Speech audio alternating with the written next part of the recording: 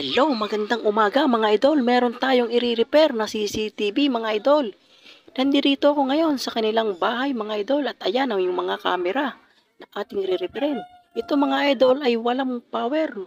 Hindi siya nag-view. Ayan, kitang-kita sa screen na black yung screen niya. Nagre-record siya pero wala siyang view. Kaya naman ang suspected ko agad dito ay yung power supply mga idol. Medyo sa pagtingin ko pa lang kasi mga idol ay pansin ko na medyo malabo yung ilaw na pagkaberde nung mga LED lights na nando doon. Kaya naman tetestirin ko mga idol yung supply mga idol. Yan ang gagawin nyo mga idol kapag ka yung camera ay walang power. Testirin nyo mga idol yung power supply. At susukatin natin yung voltahe. Dapat ang lalabas dito mga idol ay 12 volts. Ayan, pero ang lumabas mga idol ay 3.1 lamang. Napakababa mga idol, hindi kaya niyang buhayin yung camera. Kaya naman, sigurado na mga idol na ito ang sira. Ayan, at akin ang papatayin yung power mga idol at kakalasin ko na. Atin ang papalitan yung power supply na yan mga idol. Isa-isa ko lang kinalas yung dating koneksyon. Ito nga pala mga idol ay repair lang, hindi ako ang nag-install nito mga idol. Ako ay nag-repair lamang.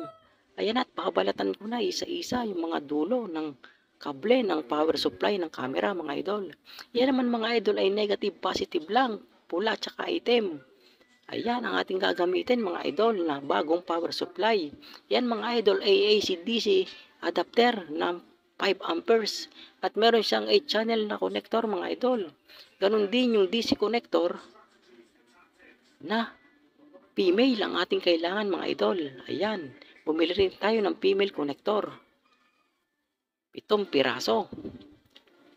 At yan mga idol, akin ang ikakabit yung female connector. Isa-isa kong ikakabit mga idol.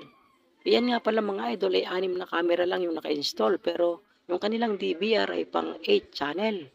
Meron pa siyang 2 spare mga idol. Ayan, binilisan ko na mga idol. At yan ay mamaya-maya ay susubukan natin. Ito naman mga idol, yung power supply ay tetestirin natin yung ating binili. Ayan, dapat 12 volts yan mga idol. Ayun, tama-tama mga idol. 12 volts ang ating nabasa ng ating tester. Sigurado na to mga idol, nagagana na yan. Akin tetestingin mga idol, yung isa, isasaksak natin. Bago natin isaksak yung iba. At ayan, ikinabit ko na yung isa. Ayun, lumabas mga kitang-kita mga idol, lumabas ang display ng isang camera. Kaya naman atin ang ikakabit lahat mga idol. Akin ang isasaksak isa-isa. Ayun, isaksak mo na, bilisan mo na. Siguradong gawa na yan mga idol. At ayan na nga mga idol, ay akin ang ipapakita sa inyo. Kung gumagana na, ayan. O diba, ayos na mga idol. Okay na, gumagana na. Hanggang dito na lang mga idol. Maraming salamat.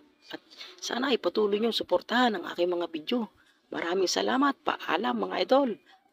Palambing naman ng share mga idol. At papalo na rin.